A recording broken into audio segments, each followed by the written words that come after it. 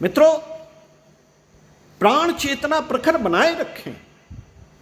पुस्तक नवयुग का मत्स्यावतार, लेखक श्री राम शर्मा आचार्य, क्रांति धर्मी युग साहित्य, केडी 21, प्रस्तुति।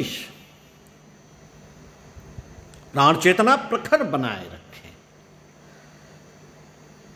अंगारे पर बार बार राख जम जाती है और उसे प्रज्वलित रखने के लिए बार बार उसे हटाना पड़ता है।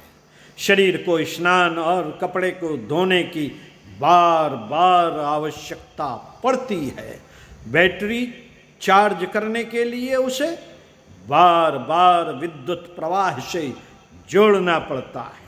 ठीक इसी स्तर का एक प्रसंग यह भी है।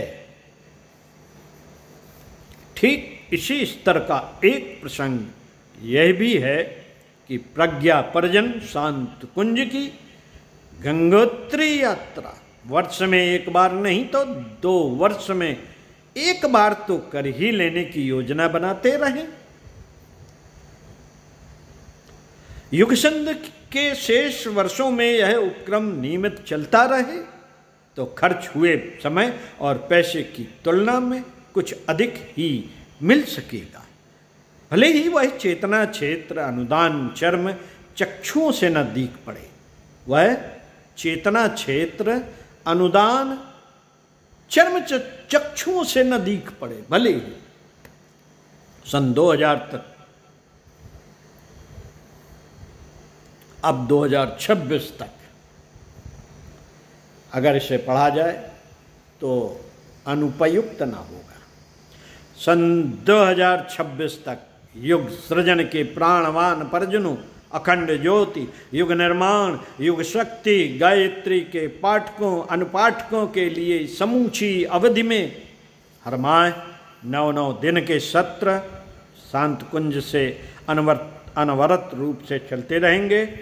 ये सत्र लोक व्यवहार, भावी जीवन संबंधी परामर्श परख होंगे। परस्पर विचार विनिमय का क्रम भी चलेगा। प्रयास यह रहेगा कि युग संधि के वर्षों में प्रायः 1 करोड़ से अधिक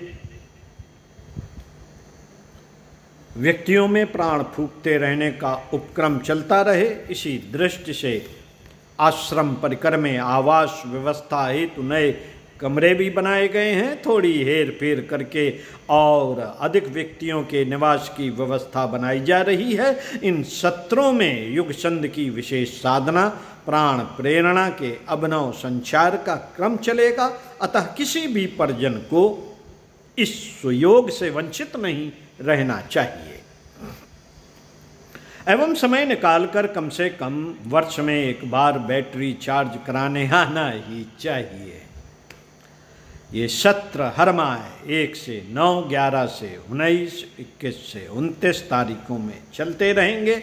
नेवले और सांप की लड़ाई में जब नेवला थकता और विष दंशन से उद्विग्न होता है तो मुड़कर किसी जड़ी बूटी को खाने चला जाता है। नई शक्ति संजोकर फिर लड़ाई आरंभ कर देता और शत्रु को परास्त करके रहता है।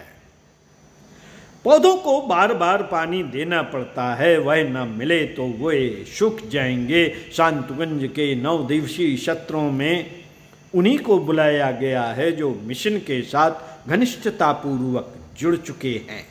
घुमक्कड़, अशिक्षित, रोगी, जरा जीर्ण छोटे बालकों के लिए धर्मशालाओं में ठहरना ही ठीक पड़ता है। अन्यथा वे शिक्षार्थियों को बिना कुछ पाए लौटाने के लिए बाधित करेंगे, आश्रम व्यवस्था गड़बड़ाएंगे और उन लोगों की राह रोकेंगे जो सत्रों में सम्मिलित होने के लिए अपनी पारी की उत्सुकता पूर्वक प्रतीक्षा कर रहे थे। 5 दिवसीय सत्रों में सम्मिलित होने वालों को अपनी शारीरिक मानसिक स्थिति का, अब तक की जीवनचर्या का विवरण लिखना चाहिए और साथ ही यह अवश्य लिखना चाहिए कि इन दिनों परिवार के नियमित सदस्यों की भांति सम्मिलित हैं या नहीं। असंबद्ध लोग पहले मिशन के साथ सक्रिय रूप से जुड़ें बाद में सत्रों में सम्मिलित होने की बात सोचें। आरंभिक कक्षाएं अपनी स्थानीय पाठशाला में पूरा करें। कॉलेज स्तर की योग्यता प्राप्त करने के लिए यहाँ आएं।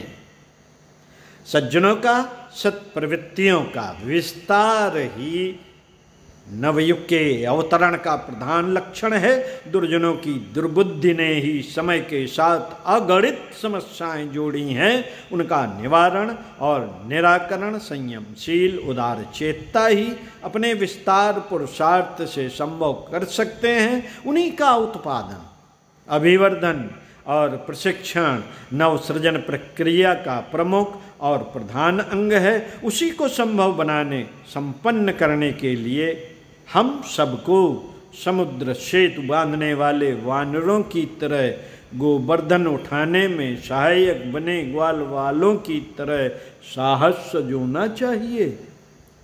भले ही योग्यता, संपन्नता एवं सुविधा का अभाव ही क्यों न प्रतीत होता हो।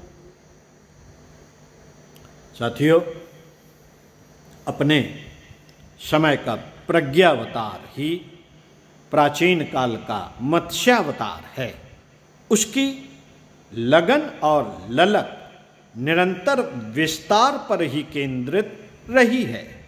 आज भी हम में से प्रत्येक को एक से अनेक बनने का व्रत लेना चाहिए और उसे पूरा करने के लिए जिसकी जितनी श्रद्धा उमगे उससे कम पुरुषार्थ का परिचय नहीं ही देना चाहिए।